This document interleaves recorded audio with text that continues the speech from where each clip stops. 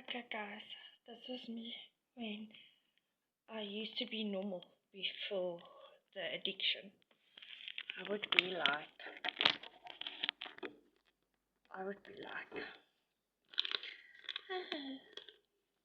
first you tear it, then you open it, then you search for it,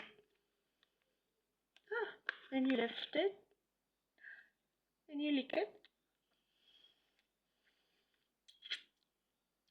then you dunk it.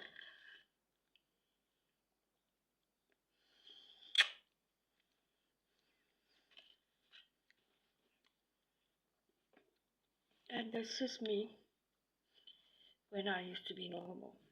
I would have been like, oh, shit, was die stokkie? Sien jy die stokkie? My friend would be like,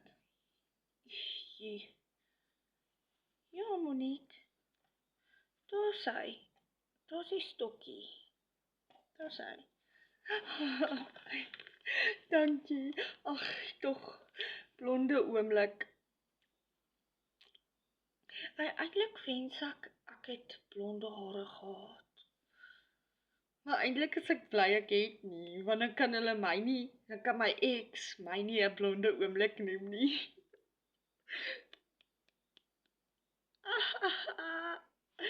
Jou ex kan jou 'n blonde oomblik noem. Whatever, my jalouse.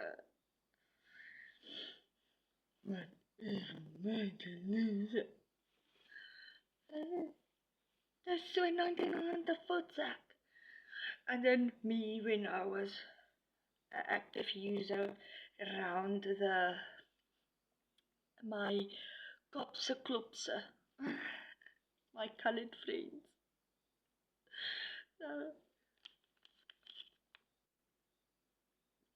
Hou, kyk hierdie maasekind.